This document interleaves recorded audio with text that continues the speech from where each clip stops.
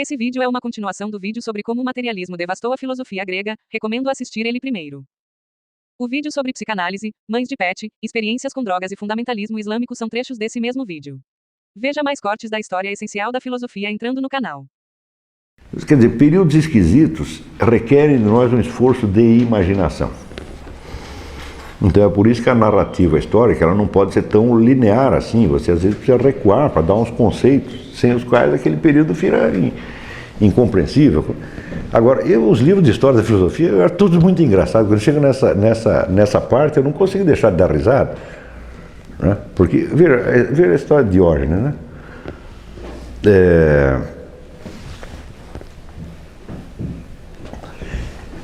Diógenes, ele está profundamente impressionado por esta situação de atomismo, de isolamento e de infelicidade geral, então ele quer buscar um tipo de felicidade que se realize principalmente através da total independência e da total autarquia do indivíduo. Bom, em nenhum momento ele discute se esta autarquia é possível e se ela é desejável. E por que raios o indivíduo humano teria que ser tão independente do meio? Por que não bastaria só ele ser um pouquinho independente? Não é isso? Mas ele, onde ele vê um rato correndo pelo deserto, sem nenhum objetivo predeterminado, e ele ali tem um insight, ele diz, é isso aí. Quer dizer, o organismo que corre para um lado para o outro, se não há nenhum estímulo em torno, ele está obedecendo apenas ao seu estímulo interior. Não havia ali um queijo para o rato correr atrás, nem tinha um gato correndo atrás dele. Então ele estava indo para onde bem entendesse, de acordo com o puro instinto do corpo dele. Então ele forma essa ideia de que a liberdade, a independência, a felicidade do indivíduo consiste em obedecer exclusivamente aos impulsos do seu organismo, sem ter em conta o ambiente em torno.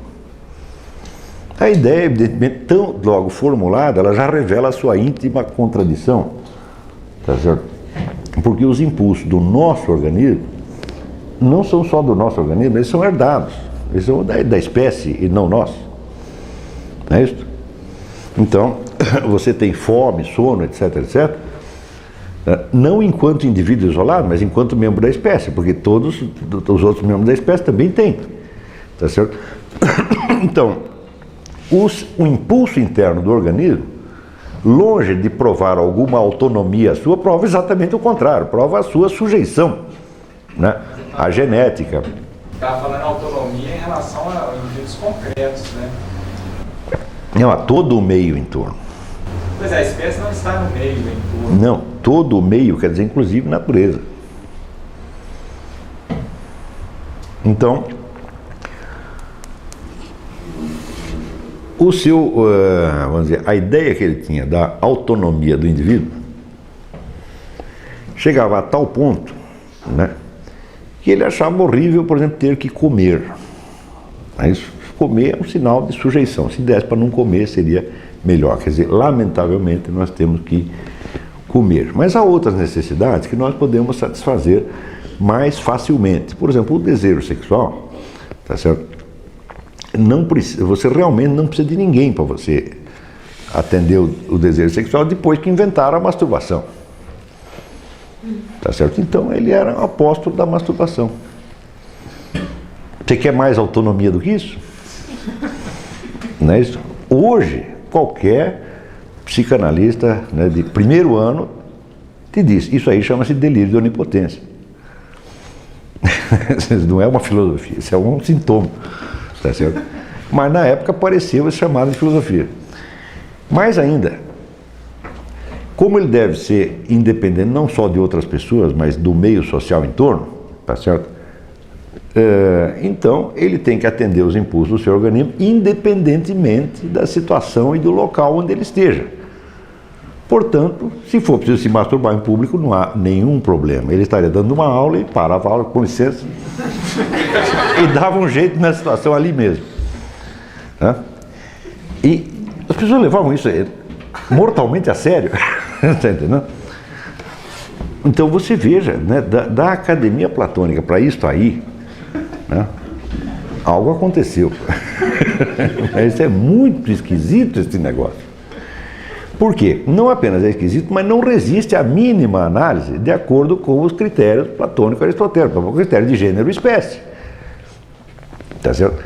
Agora, acontece o seguinte, por uma ironia cruel,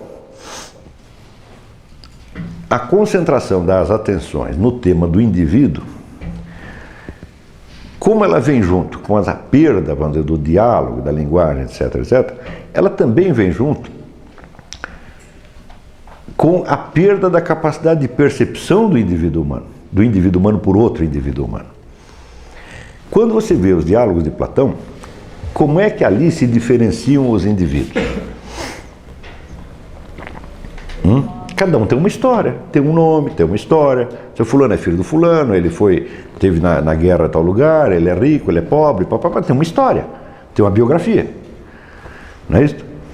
Então isso quer dizer que, embora nem Platão nem Aristóteles tenham trabalhado o tema da individualidade, que só vai aparecer filosoficamente muito mais tarde, já aparece ali intuitivamente a noção de que a individualidade humana não se constitui somente da distinção espacial entre dois organismos, dois corpos no espaço. Mas há uma distinção de história, uma distinção individualizada, biográfica. Pois essa distinção no tempo de Diógenes se perde.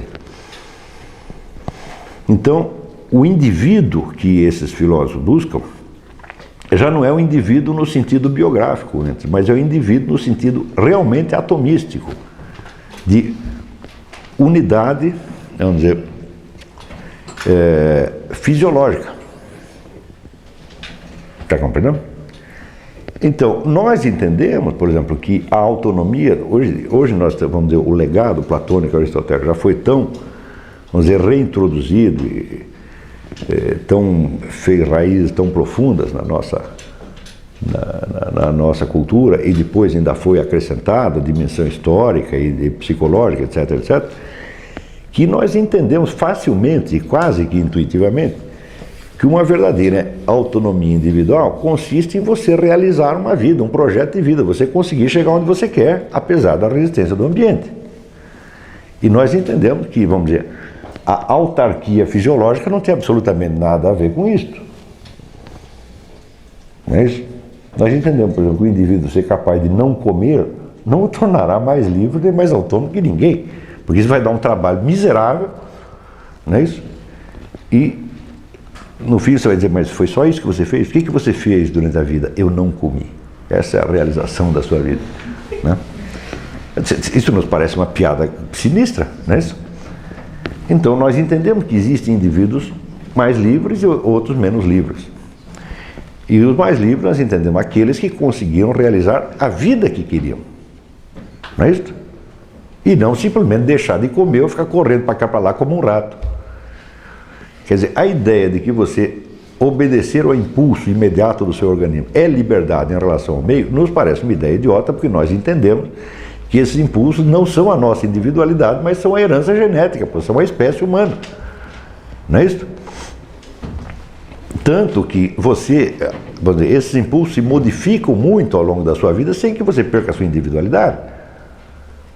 Não é isso? A fome, você nunca vai ter tanta fome quanto na adolescência. Não é isso? Adolescente, 12, 13 anos, come o dia inteiro, tá certo? Depois, se você quiser fazer um sujeito de 25 anos comer assim, ele vai se sentir mal, mas aos 25 anos ele só pensa em sexo. Não é assim? Chega aos 60, se você pensar, 50, 60, se você pensar em ter aquele nível de atividade sexual, você vai considerar aquilo um inferno. Tá entendendo? Pô, mas todo dia, pô, qual é? Né? Então, esses impulsos se modificam, se graduam e você continua o mesmo. Portanto, isso quer dizer que em cada fase da vida você tem que ter uma reação personalizada àqueles impulsos. Não é isso? Os impulsos são os mesmos, comer, dormir, sexo, etc., não é isso? Mas cada indivíduo reage de uma maneira diferenciada conforme os seus valores e seus objetivos. E nós entendemos que a liberdade está neste jogo e não na simples independência mecânica do impulso do organismo individual em relação ao meio. tá certo? Hoje essa concepção nos parece primária, tá certo? E nós entendemos facilmente que ela não resiste ao mais mínimo exame segundo as categorias de Platão e Aristóteles. Mas acontece que esse negócio de Platão e Aristóteles tinha se tornado incompreensível. Então, esses camaradas eles estavam de novo, vamos dizer, fazendo um esforço para filosofar desde o nada, tá certo? Sem ter, como os primeiros filósofos gregos, nem mesmo, vamos dizer, a tradição da retórica, porque os gregos já partem de uma discussão pública pré-existente, os filósofos gregos já têm aquele legado da arte retórica, eles não tinham mais nem isso, tinham praticamente, vamos dizer, uma sociedade na qual eles não eram nada e tinha do outro lado uma natureza perante a qual eles também não eram nada. Então como é que você vai filosofar a partir daí? Como é que vai fazer os primeiros rudimentos, né? Então eles começam a ensaiar teorias idiotas, que lhes parecem muito sábias naquele momento, né? Se você chegou até aqui, por favor não pule essa parte, farei algumas recomendações de canais interessantes. O primeiro é o canal Sugestão Católica, que tem um vídeo técnico provando por A mais B que o Santo Sudário é legítimo, não há objeção possível. É uma prova irrefutável da existência de Deus. Por favor se inscrevam em seu canal, todos os links estarão na descrição. Caso se interesse por cultura pop, aqui está um canal que critica o esquerdismo presente na cultura do entretenimento de forma um pouco mais profunda do que a massa de canais fiscais de lacração que infestam a internet. Link na descrição.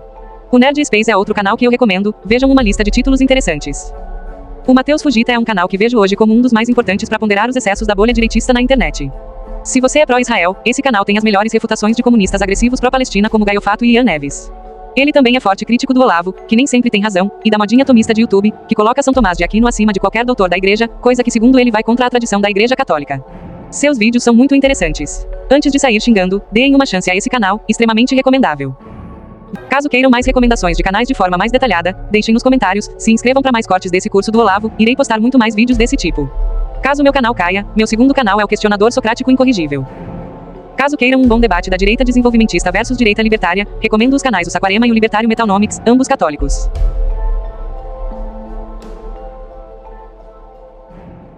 Vejam um trecho dos pontos altos do vídeo sobre o sudário do Sugestão Católica. Se inscrevam em seu canal, links na descrição. Em 78 fundou-se o STURP, projeto de pesquisa das mortalhas de Turim. 40 cientistas escolhidos como os melhores do mundo. Destacamos Habermas, Jasper, Jumper, Murhala. Até então, só 7 eram católicos. Agora todos são católicos praticantes.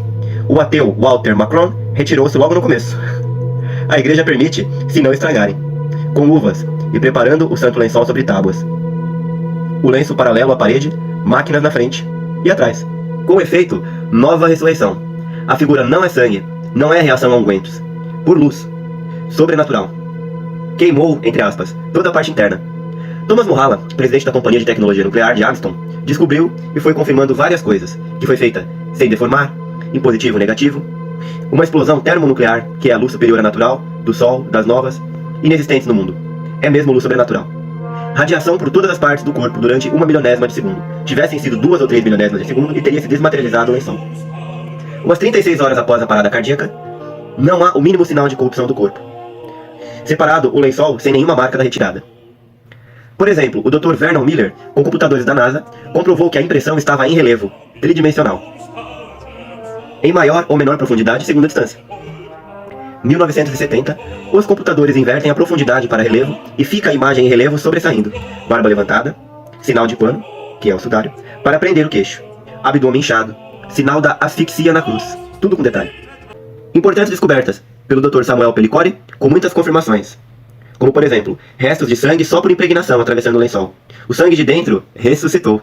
À nossa esquerda um pouco de sangue, à nossa direita quase nada. Segundo, reações físico-químicas irrefutáveis. Microespectrografia, microdensifotometria, raio-x, etc. Terceira confirmação, digitalização computadorizada, etc. Ampliações, o mesmo tipo de sangue em lanciano, AB positivo, muito mais frequente nos judeus.